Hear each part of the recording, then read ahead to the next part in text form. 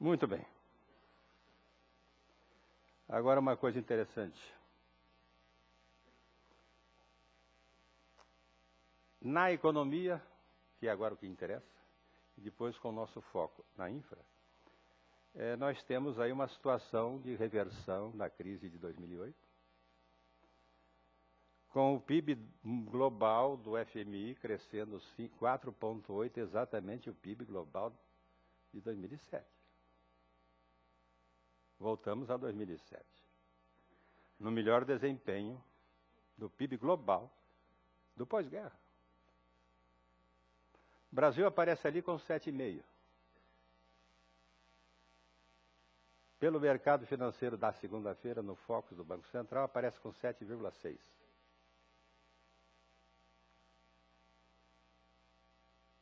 É claro que crescer 7,5% sobre 0 é um desempenho natural, abortado. Agora, no ano que vem, a projeção é de 5 ou 5,5. E 5,5 sobre 7,5 é um belíssimo desempenho. Então, 2011, com ou sem mudança de governo, nós vamos ter um PIB de 5,5. Por quê? Porque o impulso de Banguela já foi desencadeado para isso.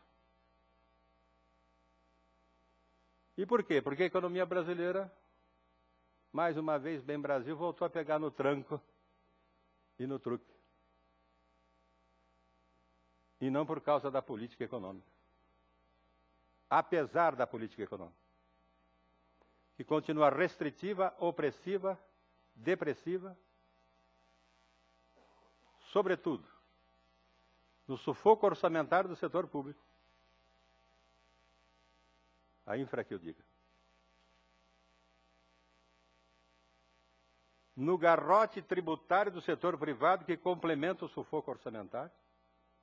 E ainda não sendo o suficiente para tapar o buraco, você apela para o suplemento do arroxo monetário na economia e na sociedade.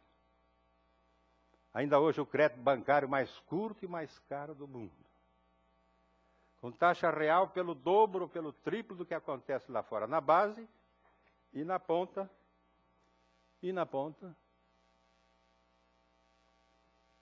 as empresas estão pagando ainda hoje até 63% ao ano para produzir e as famílias 144% ao ano para consumir.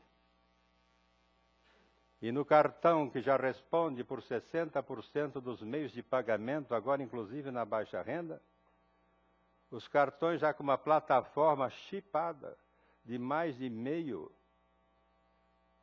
bilhão de cartões, o rotativo está cravando juros ainda hoje de 228% ao ano. O que é isso? É lógica de mercado? É lógica bancária? 248% ao ano no cartão? Cruz crédito. Até quando? Se o mercado financeiro está projetando, nesta semana, para a ponta do ano que vem, Selic de 11,75, contra 10,75 neste ano. Selic sobe para 11,75 para um IPCA que, segundo o próprio mercado, desce de 5 para 4,5.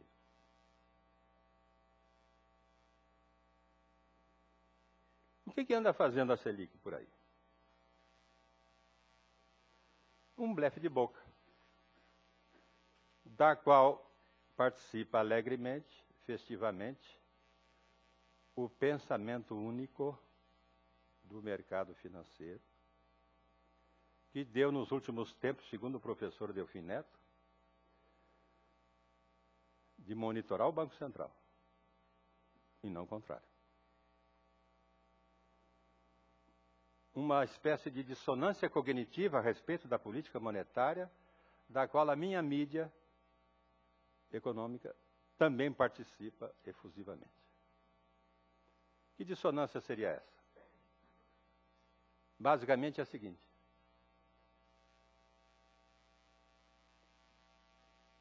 a política monetária não está a serviço da estabilização inflacionária.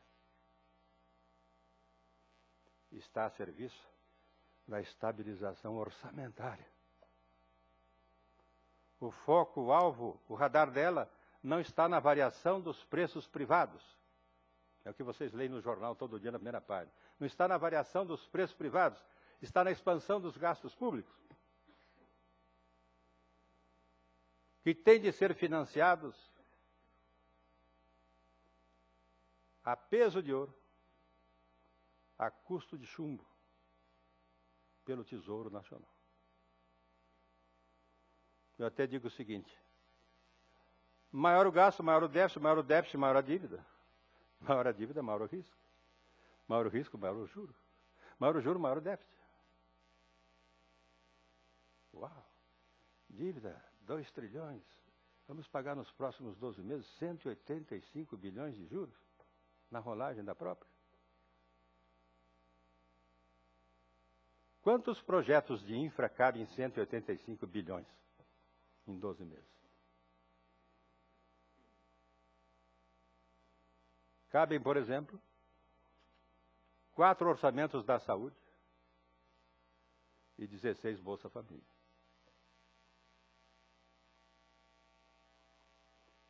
Mas é o devedor aumentando a própria dívida na caneta. Como se o mercado que ganha 12 aqui fugisse daqui para ganhar 10, ou fugisse daqui se ganhar 8, fugisse daqui se ganhar 7, porque lá fora eles ganham 1 ou 2.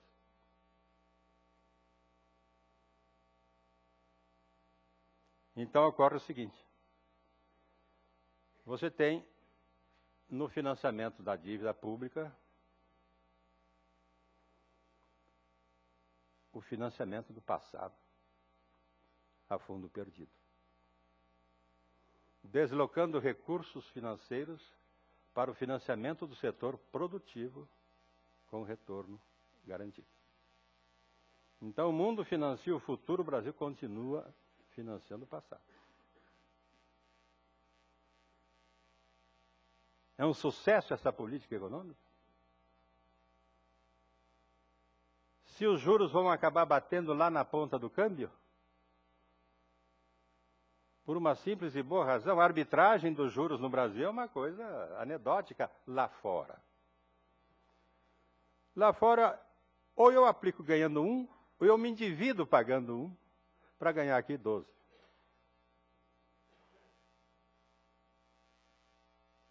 Nessa jogada, nós vamos montando as reservas, por causa dessa enxurrada de arbitragem, inclusive, principalmente da arbitragem hoje, não é de bolsa, não. Ainda que a Bolsa Brasileira esteja hoje em torno de 25% abaixo do preço-lucro dela. Abaixo. No G20 é a bolsa mais barata do mundo, ou seja, ainda tem condição de chamar capital aqui para dentro. Inclusive para grandes empresas da infraestrutura. Petrobras que eu diga. Mas nesse processo de arbitragem, no reverso, o Banco Central, ou o Tesouro Nacional, paga 12 aqui para comprar a reserva e aplicar a reserva lá fora, ganhando 1. E lá se vão mais 85 bilhões de reais de prejuízo financeiro este ano nas reservas do Brasil.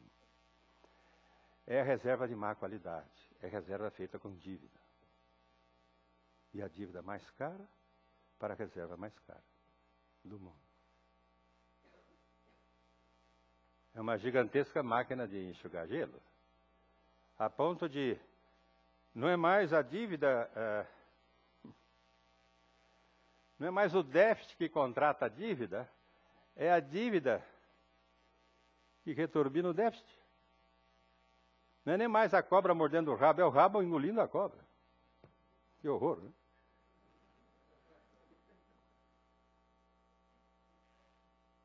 Com um aplauso geral do mercado, aqui dentro e lá fora. Claro, ganhador líquido, inclusive eu. Ganhador líquido. Nós, rentistas. Agora que eu estou tentando, com a ajuda do pré-sal, trocar a minha renda fixa e o meu patrimônio imobiliário pela Bolsa. Já troquei. Quando esse negócio do pré-sal começou a rolar em janeiro de 2007, sim, quando o petróleo chegou a 143, na bolha das commodities de 2007, que aliás aqui nos alimentos deu uma bolha de 24%, o IPA rural, o IPA do agro no Brasil, no primeiro semestre de 2007, chegou a 24%. O IPA rural. Ali o que aconteceu? Nós tivemos, no meu caso, uma decisão dramática de colocar todos os ovos na mesma cesta. Nas empresas brasileiras de commodities.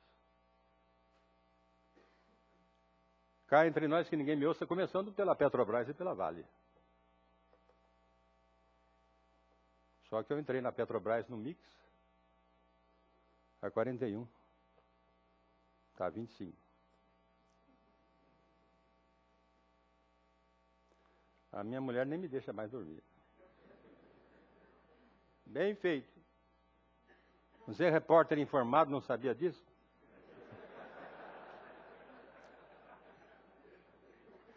Neste ano já perdeu 29%. O ano do pré-sal em bolsa ela caiu 29%, mais do que a desastrada BP, que perdeu 27%, aqui na ponta de setembro. Agora eu não tenho nenhum problema com isso. Eu tenho reserva. A minha reserva é a seguinte.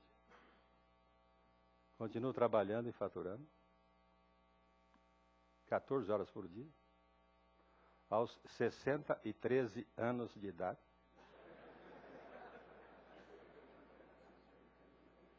É mais bonitinho, né? 13 anos de idade. Aliás, eu espero morrer em 2036. Brasil potência. Brasil potência. Aos 101 anos de idade, assassinado por um jovem marido ciumento. Modéstia à parte. Né?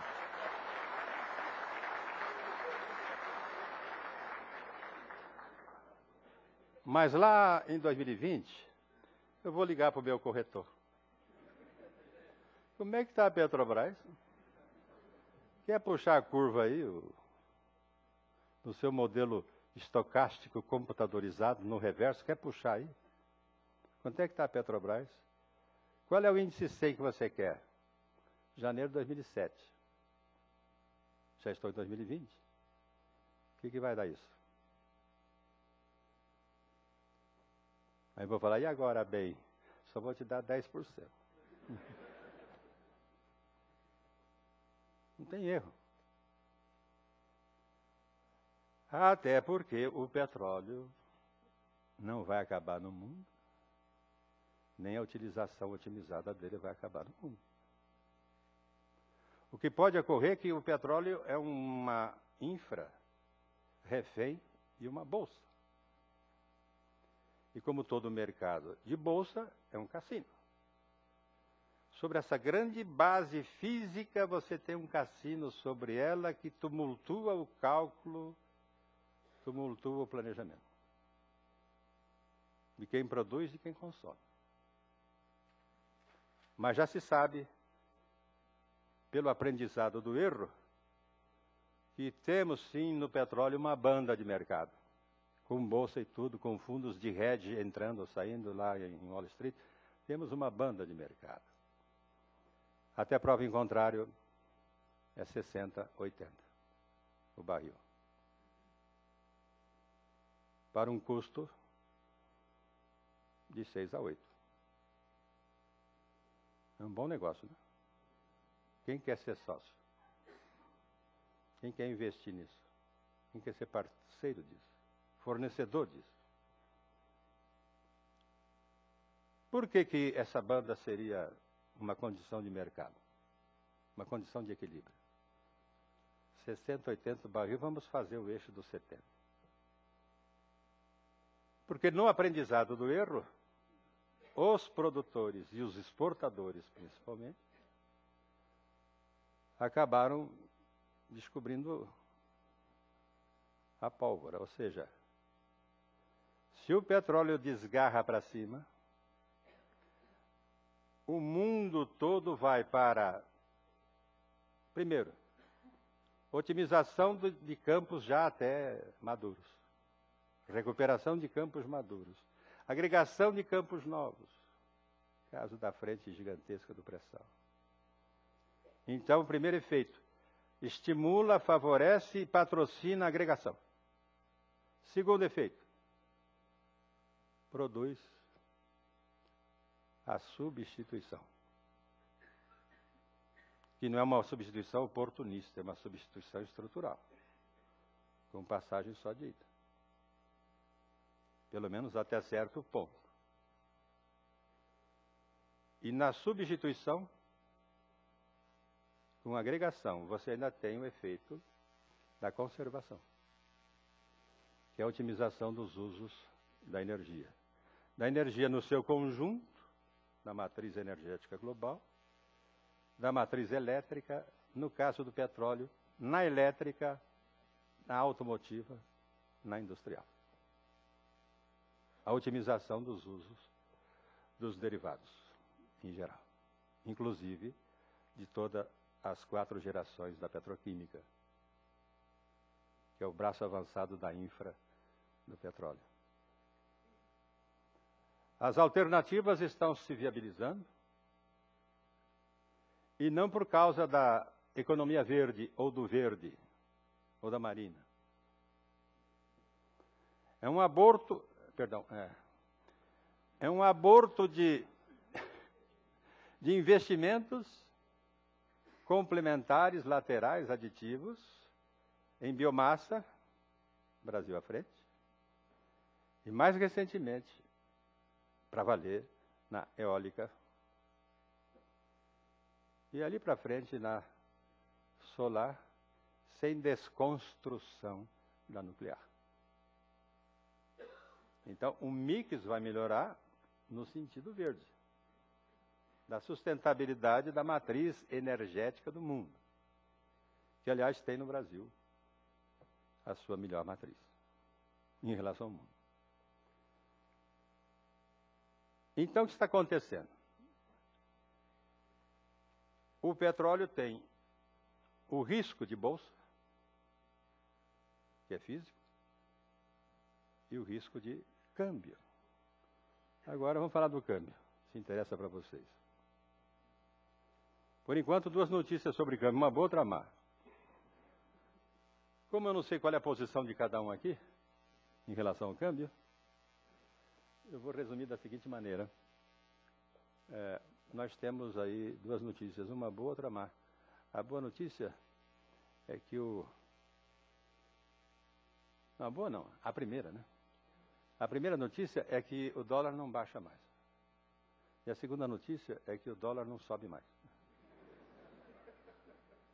No mercado futuro, onde o dólar vira derivativo cambial, com direito ao swap cambial reverso do Banco Central, nós temos projeções já para o ano que vem, de 1,78 na ponta do ano que vem. O dólar médio, na ponta não, o dólar médio de 2011, 1,78, está fechando até agora em 2010 em 1,73. O ano passado, 1,92. Está passando de 1,92 para 1,73 para 1,78. Na ponta pode dar 1,80. Em dezembro do ano que vem. Como isso está sendo não só projetado, está sendo contratado pelo próprio mercado, que no câmbio movimenta no mundo hoje, nesta quinta-feira, movimenta hoje 14 trilhões de dólares só em câmbio, acrescido, claro, com os derivativos cambiais, é 14 bilhões. O real está sendo hoje negociado num volume lá fora, ele que ainda não é conversível, num volume lá fora de 24 bilhões. Mais do que aqui no mercado à vista, que é de 5 bilhões hoje. Então o câmbio hoje, já se fala em guerra comercial, já se fala... É aviso para parar? Ah, não, Já se fala em guerra cambial? Não, como foi dito aqui na abertura pelo nosso presidente, trata-se de uma guerra comercial de fundo cambial. E não uma guerra cambial de fundo comercial. Por quê? Porque o pessoal demorou para ligar o desconfiômetro, que a China está no dumping cambial há 20 anos, e só agora descobriram que ela está no dumping cambial há 20 anos no seu comércio. A tal ponto que ela manipula de tal sorte o câmbio dentro de um mercado global que flutua, ela não, ela deita e rola, declaradamente, confessadamente. E aí dá esse efeito espantoso que a análise econômica ainda não assimilou. Mas é o grande efeito metabólico da economia moderna. A China, de repente, colocou em marcha 1/5 da humanidade. Trotando a 10% ao ano, dobrando a cada 7. Aí já começa, pelo tamanho dela, 1/5 da humanidade nesse ritmo, começa a desorganizar todo o seu entorno. E começa a contaminar todo mundo para o bem e para o mal. E o efeito fantástico que o metabolismo chamado mercado registra é o seguinte. Ela, no câmbio, inflaciona para os outros tudo que ela compra. E no câmbio, deflaciona para os outros tudo que ela vende.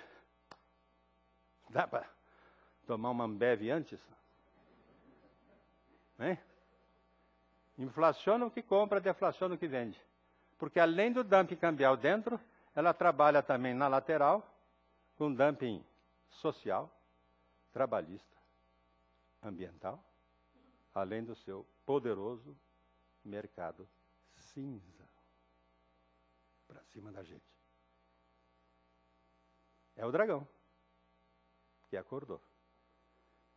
A anta aqui que se cuida.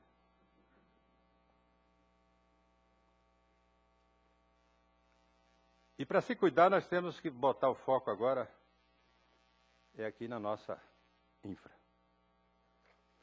Rapidinho, né?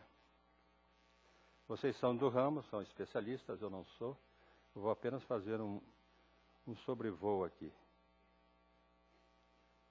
É o seguinte, um estudo da LCA Consultores, pensado e ponderado com dados da edição 2010 do Ranking Global de Competitividade das Nações, do Fórum Econômico Mundial, né? Edição 2010. Esse estudo recorta o ranking da infra no estágio comparativo do G20, dos 20 maiores atores desta nova década em projeção. Os 20 maiores em projeção desta nova década, nós temos aqui o ranking da infra. O ranking de avaliação da infra. Claro, da infra 2007, 2008, 2009. Como já era esperado, mas não tanto, o Brasil saiu muito mal na foto desta década que termina. No G20 nós estamos purgando o 17º lugar em infra. 17º. No BRIC, estamos no empate técnico com a Rússia, à frente, por enquanto, da Índia, mas já na poeira da China em 15º. Por enquanto, também a China em 15º. Até porque a China continua investindo em formação bruta de capital fixo, mais de 1/3 do PIB sustentadamente, O Brasil menos do quê? Menos de 1/5. A China terá como colocar a sua infra no calibre do PIB, o que significa que o PIB será colocado no calibre da infra e vai recolocar a infra no calibre do PIB, e assim é o círculo virtuoso já desencadeado no planeta China. Até porque eles têm projeto de China. Projeto 2050 de China. Esse ranking do G20 da infra vai de 0 a 7. França e Alemanha brigando no topo da escala com nota 6,6. A média do bloco é 4,1.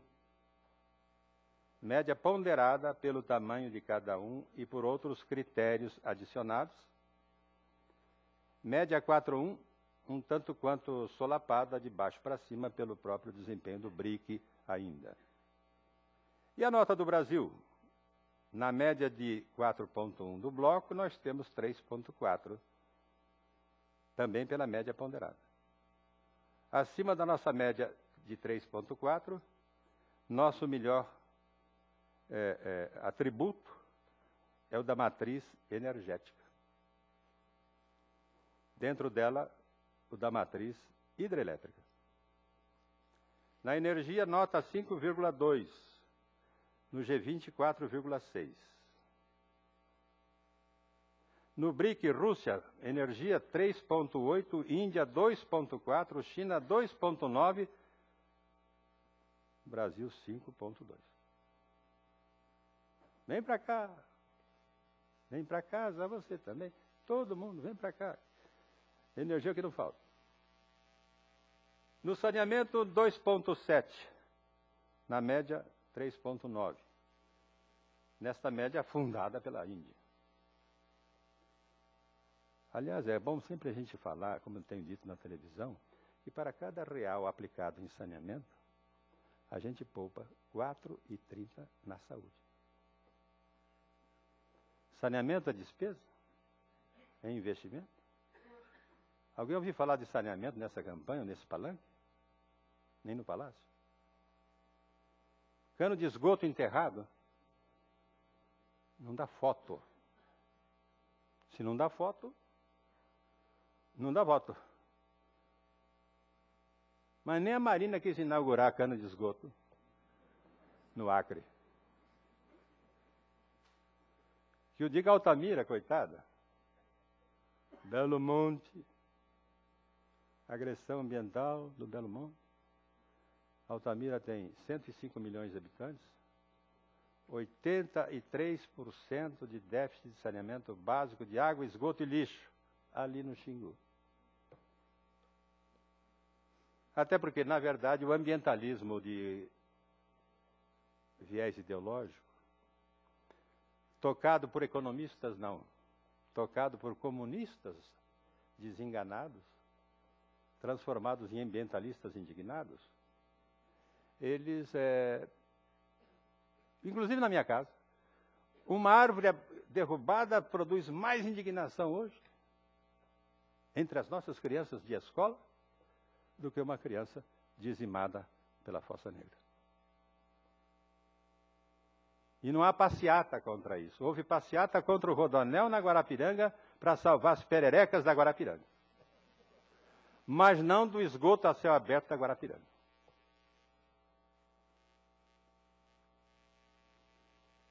No intermodal de transportes.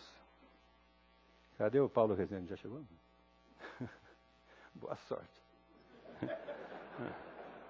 Boa sorte. Portuário. 2,6. Na lateral, cabotagem 0,9. Para mim foi uma surpresa. Eu não sabia que tínhamos uma cabotagem 0,9. Pensei que fosse 0. Porque tem arroz de gaúcho chegando a Recife de caminhão. Tem carro de Curitiba chegando a Belém de caminhão. E tem soja de Sorriso passando aqui pela Avenida dos Bandeirantes, na frente do fogo de chão, e largando os carocinhos no chão ali. Dá para colher 1 quilo ali, né? Pelo menos até o ano passado.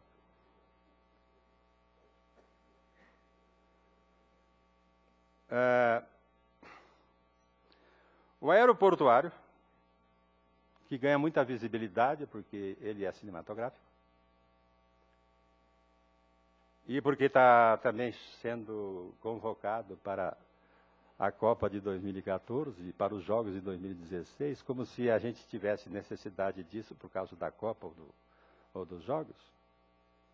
Não, o Brasil está precisando disso para 2011, não para 2014. Se der para fazer um ajuste até 2014, graças a Deus, mas o certo é investir pesado em 2011. Esqueçam 2014, esqueça. A Copa é um marketing, inclusive de investimento. Ótimo, viva o marketing de investimento. Mas não é por aí que a gente vai resolver o problema. O aeroportuário, nota 4,1, para a média do G20 de 5,4. Até porque lá também, o aeroportuário deles eles estão no limite do aeroportuário também. Inclusive a chamada saturação aeronáutica de um mercado que está crescendo pela demanda 12% ao ano depois da crise, de novo. E aqui 20% este ano, depois da crise. Aí nós temos o rodoviário, nota 3,2, no G20 4,7, porque também essa nota do G20 está prejudicada sobretudo pela Rússia e pela Índia, e de certa forma também pela China. É o BRIC, né? O BRIC está ali, né? Inclusive a Buracobras Sociedade Anônima, que é uma coisa também que dá para ser vista da lua em noite de terra cheia, né? A Buracobras Sociedade Anônima.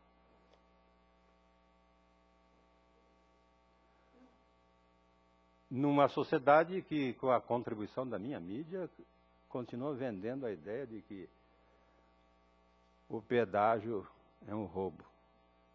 O pedágio é corrupção.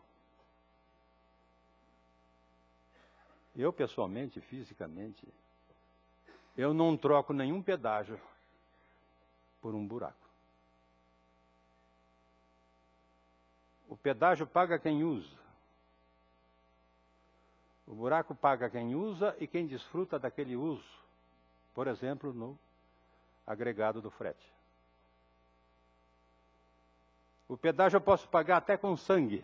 Não. Com sangue eu pago o buraco. Ou com a vida. E vamos trocar a morte pela vida? No rodoviário? Sim, por que não? Até porque aqui em São Paulo, o governador, eu não vou dizer o nome, ele vendeu a concessão a peso de ouro. 6 bi, 7 bi, 4 bi. E o Lula, já falei, e o Lula deu de graça a concessão em troca de um pedágio arrochado, inexequível. Então, qual é o modelo que nós vamos adotar aí? Parceria público-privada.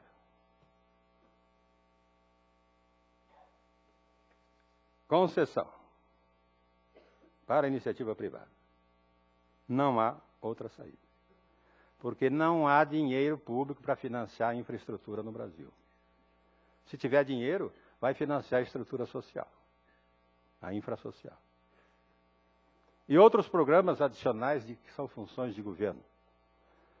Como, por exemplo, a segurança pública, que hoje constitui a maior subtração de qualidade de vida da população brasileira. O medo subtrai a qualidade de vida de ricos, pobres e remediados em qualquer lugar ou em qualquer endereço, inclusive na nossa cama. Até porque o discurso em torno do assunto, ausente também da campanha eleitoral. Ali eu entendi porque está ausente a segurança da campanha eleitoral, se é o maior problema que o brasileiro sente na pele, que é o medo. Ausente da campanha porque os dois lados têm culpa em cartório. No federal, no estadual e até no municipal. No Congresso, no Executivo, no Judiciário. Agora, o discurso que atrapalha a medição desse desafio é o de considerar que a violência é o efeito atroz da pobreza. Não, cara pálida. A violência no Brasil tem 30% de miséria econômica, sim. 30%. E 70% de miséria moral. Se a miséria econômica faz distinção de classe por definição, faz distinção até de endereço por definição, a miséria moral não faz distinção de classe, endereço, renda, nem de instituição, começando pela nossa família.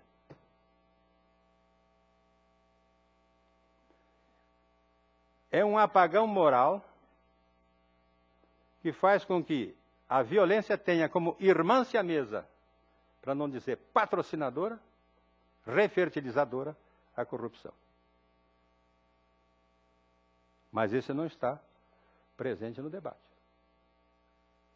Todos os nossos sociólogos estudiosos do assunto botam a culpa no capitalismo selvagem deste auditório. Só para falar do intermodal de transporte, tá vendo? Onde eu fui parar? Não, deixa para lá. Aí nós temos no ferroviário 1,8, último colocado no ferroviário do G20. Até que, porque a Índia no ferroviário, desde o século XIX, está bem, né? Despencando tudo hoje, mas está tudo bem. Agora, na mobilidade urbana, 2,9. Agora, lá fora também é 3,7, quer dizer, a mobilidade urbana realmente é um problema global. Mas nós temos os nossos problemas aqui dentro, de cidades grandes e médias, e já está até mesmo de cidades pequenas. Não é? A frota acabou de atingir agora em setembro 38 milhões de unidades em circulação, e o espaço viário está lá para trás, né? Não tem condição de acompanhar na cidade. A exemplo do que ocorre na estrada. Então, por aí também, nós temos outras considerações aqui, desse mesmo fórum, desse mesmo ranking da infra, nós temos aqui ranços culturais na infra, ranços institucionais de grande magnitude na infra, a tributação, por exemplo, na infra, no Brasil, nota 1,3, a mais baixa do G20. O segundo colocado é 2,7, o Brasil é 1,3, mas aí eu vou buscar o ranking do Banco Mundial de 2000 e da OCDE de 2007, dando conta que é do Brasil realmente o sistema tributário mais perverso do mundo, mais suicida do mundo, mais caótico do mundo. A um só tempo, ele viola a lei do Vito Tanzi, que lá em 51 montou o seguinte estudo de matemática aplicada em política fiscal. Ele que depois acabou dirigindo o Departamento de Assuntos Fiscais da FMI por quase 40 anos. O Vito Tanzi deixou escrito. Eu não sei se foi ele ou se foi conselheiro à Caixa. Não, foi o Vito Tanzi. Nenhuma carga fiscal pode ultrapassar a capacidade contributiva da economia e da sociedade. Isso vale também, nenhuma carga fiscal pode ultrapassar a capacidade contributiva do setor, da empresa no setor, do produto ou do serviço da empresa. Nenhuma. Porque tudo que for ultrapassado não tem retorno. E a métrica dele, aplicada para 2007, nesse estudo do Banco Mundial. A capacidade contributiva do Brasil é 24 do PIB. Carga nominal 36, a real 43. Que carga real é essa? Você põe sobre 36 mais 4 pontos percentuais, que é o custo do livro, terceirizado por todo mundo, até pela família. O custo fiscal do livro. E sobre isso você vai colocar mais 3 pontos percentuais daquilo que eu chamo de estelionato tributário. Aquilo que a gente está pagando e não está recebendo de volta. O que obriga as empresas e as famílias a privatizar saúde pública, privatizar a educação pública, privatizar transporte público, privatizar a previdência pública, privatizar a segurança pública e, no voluntariado das famílias e das empresas, privatizar até mesmo programas sociais de emergência. É um estelionato. A céu aberto, nas barbas brancas do judiciário. Um estelionato tributário. Em qualquer país civilizado, bom, já teria derrubado tudo. Mas aqui não. Se a nossa capacidade é 24 e a carga já chega até 43, a real, qual seria a capacidade contributiva da Argentina aqui ao lado? Maior que a nossa, 27. E qual é a carga deles? 19. Portanto, dentro da lei do Tanzi, abaixo. Qual é a capacidade contributiva dos Estados Unidos ou dos americanos? 44. Ali é quase que pela média da União Europeia. 44. E qual é a carga nos Estados Unidos? 29. Ou seja, nós temos um dumping tributário em cima da gente, de fora para dentro. Um dumping tributário, além desse dumping comercial ou cambial, um dumping tributário ostensivo. E cadê a reforma? Apareceu no palanque? Não. Até porque não dá para conversar sobre isso em 30 segundos de horário eleitoral gratuito. E nem no debate, porque você faz a pergunta, eu fiz a pergunta, eles não responderam. Então eu parei de fazer pergunta. A classe política brasileira vai precisar de, no Congresso, no governo e no judiciário, que o judiciário passou a agir politicamente, a classe política brasileira vai precisar de pelo menos 700 estadistas para fazer a reforma tributária. Não temos nenhum, mas dá para fazer? Se não temos nenhum. São trabalhos de 12 Hércules, na tributária, na previdenciária, na trabalhista, na administrativa, que vai dar na orçamentária, que vai dar na própria reforma política, que acaba sendo a matriz de tudo isso. A classe política, quando você coloca a reforma tributária, já sai brigando a tapa pela partilha do poder fiscal entre União, Estado e município. E isso não dá liga nem na Suíça, vai dar liga aqui. Então a condição do fisco é que está sempre em discussão. Amassando, descartando, como diria o Lula, extirpando, né? Extirpando, né? Ele usou o verbo. Extirpando a condição do contribuinte, lesado e fraudado. Por um sistema que, para encerrar, é um sistema politicamente ladino, economicamente suicida, desencoraja o investimento, patrocina a informalidade, aqui e ali já no estágio superior da criminalidade, sem contar a perversão maior da informalidade, que é a agressão da concorrência. Juridicamente caótica, uma indústria de dificuldades para vender facilidades, com idiosincrasias assim anedóticas dentro dessa venda de facilidades.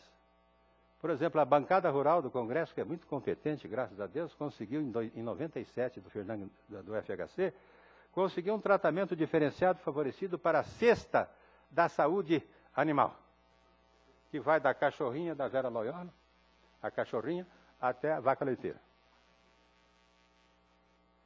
A cunha fiscal hoje da saúde animal é 14%.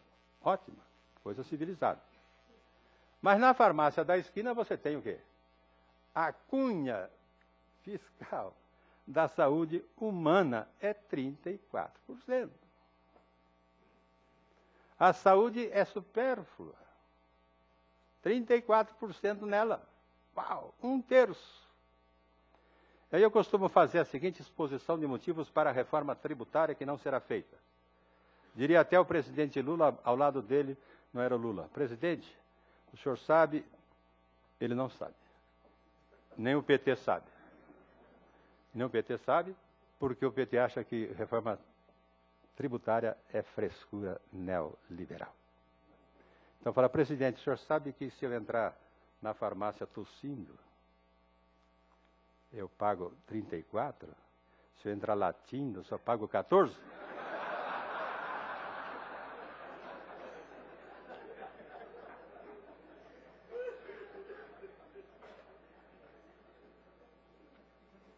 Infelizmente, eu vou parar na metade do meu roteiro, porque, na verdade, o meu roteiro é um simpósio. Né?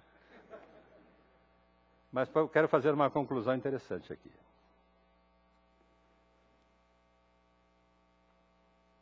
Qual é o maior gargalo da China? Superpotência. A futuro.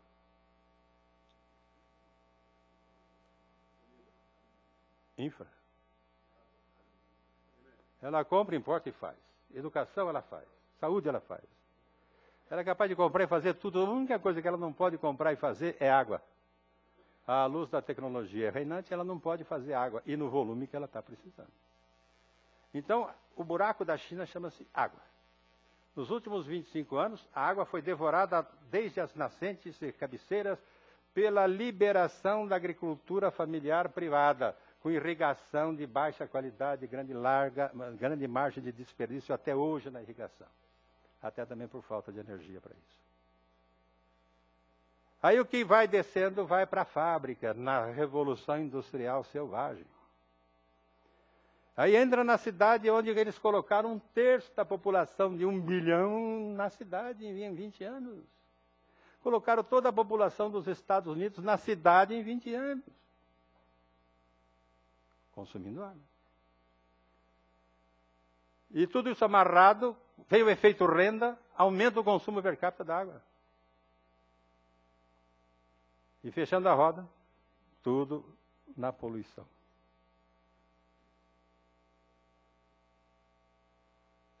Então é o seguinte, a água da China 2020 é a mesma água da China de 90. Aí o Congresso do Partido Comunista tomou uma decisão dramática em novembro de 2007. Não foi notícia por aqui, mas eu acabei recebendo uma sinopse da Assembleia. A partir de agora, a prioridade da água na China é a cidade e não o campo. Na cidade, a fábrica, a empresa, a cidade, a família. E o campo? Segurança alimentar da potência. Onde nós vamos colocar a nossa segurança alimentar?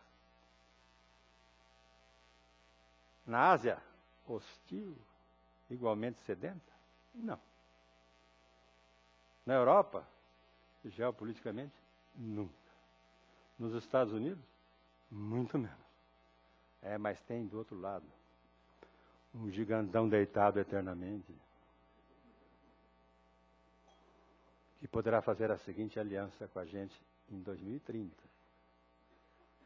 A maior panela do mundo, refém da melhor e mais barata comida do mundo, o Brasil. Até porque é um pacto sob uma só bandeira lá, sob uma só bandeira aqui. Não precisa nem do complemento Argentina. O Brasil aguenta o tranco. Aí eu fiquei me lembrando de uma entrevista que eu fiz com o Herman Kahn, em setembro de 1970. Lembra-se do Brasil Potência, de 1970? O Herman Kahn publica um primeiro estudo sério de economia comparada, chamado 2000, e ali ele coloca o Brasil sem maior explicação, na lanterna do mundo no ano 2000. E aí houve um escândalo político aqui dentro.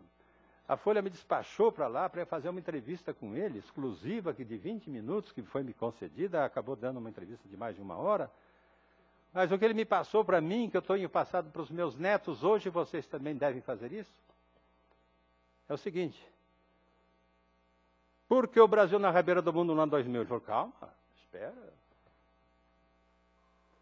Neste momento, nos anos 60, 70, estamos na crista de uma grande revolução nas ciências da computação, que vão produzir na próxima década dos 80 uma revolução nas ciências da vida, engenharia genética, biotecnologia, porque só a máquina é capaz de trilhões de cálculos por segundo é capaz de desvendar os segredos da vida. Entendeu? Eu falei, não. Nunca tinha ouvido falar em engenharia genética. E aí?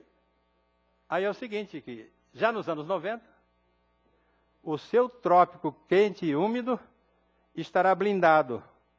Bioquimicamente, blindagem fitossanitária de lavouras, rebanhos, florestas comerciais e gente. E pela multiplicação bíblica do pão, do peixe, do vinho, da biotecnologia, da transgenia, da genômica, de tudo que vem vindo aí, inclusive de nanotecnologia, tudo a partir da computação, tudo isso vai fazer a multiplicação. O Brasil vai crescer, vai correr com 2 cavalos no mesmo páreo no início da próxima, a partir do ano 2000. Ele vai correr com o cavalo na horizontal do território e na vertical da produtividade. Ninguém lá em 2000 vai ter esses 2 cavalos, só vai ter um ou outro. O Brasil vai ter os 2. Entendeu? Eu falei assim. Aí ele falou, é o seguinte. A civilização humana abandonou o trópico. Endereço da praga, da doença, da preguiça e da miséria, para se fazer poderosa, até poderosa, nas zonas temperadas e frias, ao sul e ao norte. Agora